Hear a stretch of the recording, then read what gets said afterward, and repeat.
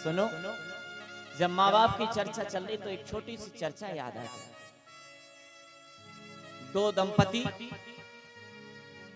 अध्यापक और अध्यापिका, मास्टर और मास्टरनी, दोनों दंपति ने दो संतानों को जन्म दिया। दोनों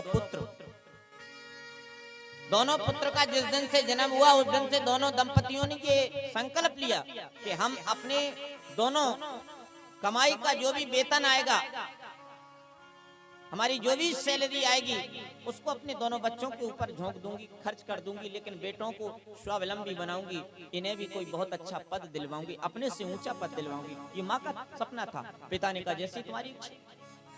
और दोनों दंपतियों ने अपने अपने वेतन का सारा धन अपने पुत्रों की पढ़ाई में झोंक दिया और दोनों बेटों को इतना योग्य बनाया कि देश की बात छोड़िए, विदेश में शिफ्ट हो गए। एक कनाडा में, एक साउथ अफ्रीका में। दोनों बच्चे बढ़िया जॉब करने लगे, 1.5 लाख रुपए सैलरी भी मिलने लगी। दोनों बच्चों को भेज दिया, बढ़िया उन्होंने अपनी ट्रेनिंग में बढ़िया नंबर लाए और अच्छी तरह से शिफ्ट हो गए। माता पिता प्रसन्न हो गए, दोनों बच्चों को उन्होंने सुखी कर लिया। धीरे धीरे समय आगे बढ़ा। बच्चों ने वहीं पर, जहां पर वो शिफ्ट हुए थे, वहीं पर शादी कर ली और वहीं पर दोनों दाम्पत्य जीवन विस्तार करने लगे। और इधर माँ बाप उसमें ही खुश हैं। कभी कभी टेलीफोन से बात हो जाती है, उसमें ही माँ प्रसन्न रहती, चलो बहुत अच्छी बात है, हमारे बच्चे प्रसन्न है, बहुएं प्रसन्न है। लेकिन बुढ़ापा कहते हैं सच्चा कड़वा सत्य है। बुढ़ापे को कोई स्वीकार नहीं करना चाहता और फिर भी बुढ़ापा आता है। किस डेट में पैदा हुए पता होगा, किस डेट में शादी हुई पता होगा, किस डेट में तुम्हारे बच्चा पैदा हुआ पता होगा, लेकिन किसी बुजुर्ग आदमी से पूछ करके देखना कि आप किस तारीख में बुढ़े हुए, तो वो कुछ नहीं बता पाएगा।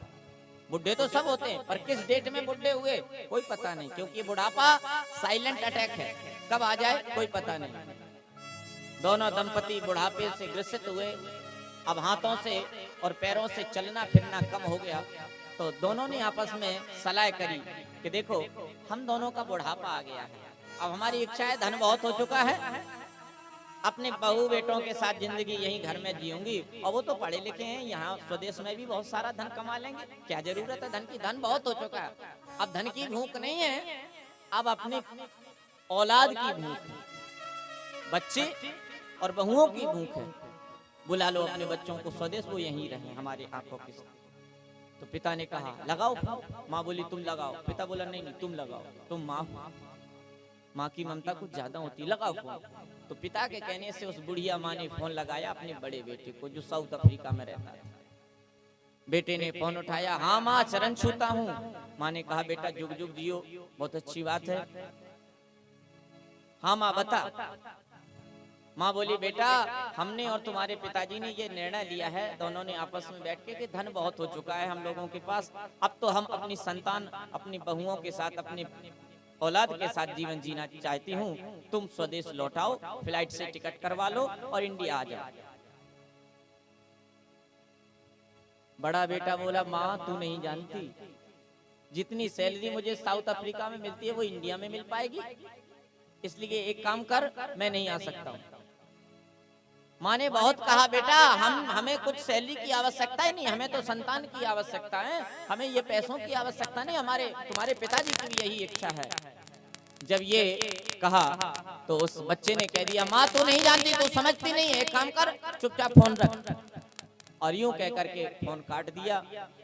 माँ ने पिता की तरफ देखा, पिता ने उस बुढ़िया औरत की तरफ देखा, और माँ ने कहा बड़ा बेटा तो चला गया हाथ से, चलो कनाडा वाले बेटा को, छोटे वाले को फोन लगाती हो। तो माँ ने उस कनाडा में जो रहता था उसे फोन लगाया, उसने भी उसी हिसाब से बात की, माँ चरण छूता हूँ, बेटा जुग जुग जियो। हाँ माँ बोल। बेटा तुम्हारे पिताजी ने और हमने दोनों ने चर्चा करी आपस में, हम दोनों की इच्छा है कि घर में धन बहुत पर्याप्त हो चुका है, अब हम भी रिटायरमेंट की तरफ जा रहे हैं, हमारा भी फंड मिलेगा, तुम सब कमा ही रहे हो, तो इतना धन हम लोग क्या करेंगे, बहुत है उपभोग करने के लिए, तुम्हारी सारी जिंदगी तुम खाओगे बैठ के तो भी खत्म नहीं होगा, इसलिए तुम वापस स्वदेश लौटाओ। उसने तो और अच्छा जवाब दिया, माँ हम भी नहीं चाहते कि तुम बुढ़ापे में काम करो, हम भी ये चाहते हैं कि तुम बुढ़ापे में आराम करो, लेकिन तू ये नहीं जानती कि जितनी सैलरी मुझे यहाँ मिलती उतनी इंडिया में नहीं मिल पाएगी, इसलिए तू मेरे तरफ से एक नौकर और नौकरानी रख ले, उसका जो भी वेतन होगा वो मैं खाते में भेजता रहूंगा, पर मैं नहीं आ सकता। माँ ने कहा बेटा मैंने तुझे इसी दिन के लिए पैदा किया था कि जब मुझे अपनी औलाद की जरूरत होगी तो औलाद नहीं आएगी, औलाद मुझे पैसा दिखाएगी। अरे पैसा तो हमने अपनी पूरी जिंदगी की कमाई तेरे दोनों के ऊपर झोंक दी। आज तक शादी किए तुझे बरसों हो गए, बहुओं का मुंह नहीं देख पाई, नाती पोते क्या होते हैं कैसे होंगे उनका मुंह नहीं देख पाई, और जब परिवार के साथ रहने की इच्छा हुई तो पैसा दिखाता। उसने फोन काट दिया। दोनों दंपति रोते रोते रह गए, लेकिन उन दोनों बच्चों की आत्मा न पिघली और मेरे प्यारे वो इंडिया नहीं आए। माँ और पिता इतने टेंशन में चले गए कि उस वृद्ध पिता को इतनी टेंशन हुई, इतना डिप्रेशन में वो पिता चला गया कि उससे साइलेंट अटैक आ गया और वो ये बता भी नहीं पाया कि मैं मर रहा हूँ, और वो मर गया। उस पिता की लाश को जलाने के लिए बेटे नहीं आए। सोचो ये ऐसी ऐसी औलादें होती हैं संसार में मेरे प्यारे। पड़ोस वालों ने उसका अंतिम संस्कार किया, लेकिन अंतिम संस्कार के लिए ले ही जा रहे थे, उस औरत को भी उस अपने पति की लाश को देख करके इतना टेंशन हुआ, इतना उसको अटैक सा आ गया कि वह भी धराशायी हो गई और उसके भी प्राण पखेरु उड़ गए। समझो वो पति के साथ सती हो गई। दोनों माता पिता स्वर्गवासी हो गए, लेकिन उन दोनों बच्चों को कुछ भी नहीं अच्छा लगा और वो दोनों बच्चे स्वदेश फिर भी नहीं आए। पड़ोस वालों ने अंतिम संस्कार किया और उसकी माँ के जो और पिता के जो कमरे थे उनमें ताला लगा।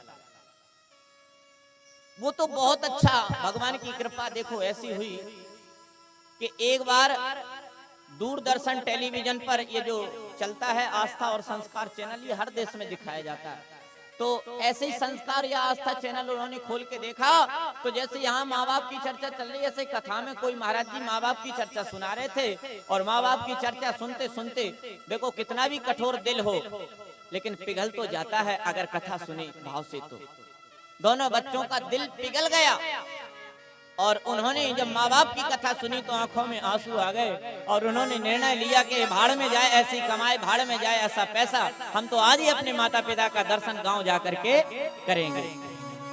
और दोनों ने फ्लाइट से टिकट कराया और इंडिया आए। उन्हें नहीं पता था कि माता पिता मर गए, और वो मुस्कुराते हुए जब अपने गाँव आए तो गाँव वालों ने उन दोनों की राम राम तक नहीं ली। जो बोले अपने माता पिता का अंतिम संस्कार न कर पाए हो उनकी क्या राम राम ले।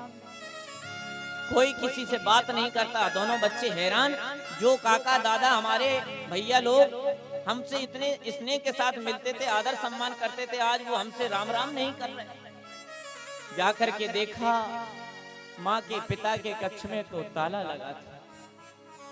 ताला खोल करके तोड़ करके देखा माँ का बिस्तर खाली था, पिता का बिस्तर खाली था। पड़ोस वालों से पता चला कि इस दुनिया में माता पिता नहीं। आंखों से आंसू गिरे। अब पछताने से क्या होता है जब चिड़िया चुग गई खेत, अब कुछ मिलने जुलने वाला इस संसार में नहीं है। दोनों बच्चे उस माँ के बिस्तर में अपना सर पटक पटक के रोने लगे, और जब सर पटक रहे थे दोनों बच्चे तो माँ के उस बिस्तर से खटर पटर की कुछ आवाज आई।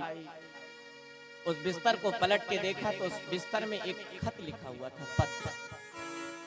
मरते समय उस माँ ने लिख करके रखा था। जब बच्चे नहीं आए, टेलीफोन काट दिया, तो उसी दिन उन्होंने वो पत्र लिखा कि बेटा अब मैं बहुत दिन की मेहमान नहीं हुई इस संसार में, क्योंकि अब मेरा दिल टूट गया इस संसार से। जब मेरी औलाद स्वदेश नहीं आना चाहती, पैसा दिखाती है, तो मेरा आत्मा इस संसार से तृप्त हो चुका है। और मुझे व्यक्ति का जब आत्मविश्वास टूट जाता है तो समझ लेना वो बहुत ज्यादा जिंदा नहीं रह सकता। और उस माँ ने उस सुसाइड नोट में लिखा था कि अब मेरी जिंदगी बहुत दिन की नहीं है बेटा, मैं तो मर रही हूँ, लेकिन तुम ये मत समझना कि मैं दुखी होकर के मर रही हूँ। तुम तो जहाँ भी रहो बेटा खुश रहो, हमारा आशीर्वाद है। और मैं मर रही हूँ, लेकिन थोड़ी सी कमी मुझे ये खलेगी कि मैं मरते समय अपने बच्चों का मुंह नहीं देखता। तू ये मत समझना कि मैं तेरा साथ छोड़ के जा रही हूँ, मैं संसार से चली जाऊंगी बेटा, लेकिन मैं तुम्हारे साथ हमेशा रहूंगी। क्योंकि तुम बचपन में खेलते थे गिल्ली डंडा, तो गिल्ली डंडा खेलते समय तुम्हारी एक आंख फूट गई थी बेटा। और उस समय डॉक्टर साहब के पास जब मैं लेकर के गई तो डॉक्टर साहब बोले इसका कोई उपाय नहीं, इसकी दूसरी आंख भी समझो बेकार है, ये जन्मांध हो जाएगा। हाँ, एक उपाय है, अगर इसे कोई अपनी आंख दान कर दे तो मैं इसकी वो भी आंख सही कर सकता हूँ, इसे मैं स्वस्थ कर सकता हूँ। तो बेटा मैंने सबसे कहा, लेकिन कोई अपनी आंख देने के लिए तैयार संसार में नहीं हुआ। तो मैंने अपनी बाईं लेफ्ट आंख तो ये दान करी। उस दिन से लोग मुझे कानी कहते थे, कानी कानी कह के चिढ़ाते थे, लेकिन मैं फिर भी प्रसन्न होती थी कि मैं अपने बेटे के लिए कानी हूं। तो बेटा तुम्हारी जो बाईं आंख है, लेफ्ट आंख है, वो मेरी आंख है। मैं इस दुनिया से चली जाऊंगी, संसार छोड़ के चली जाऊंगी, लेकिन तुझे छोड़ के मैं कभी नहीं जा सकती हूँ। तू जहां भी रहे खुश रहे।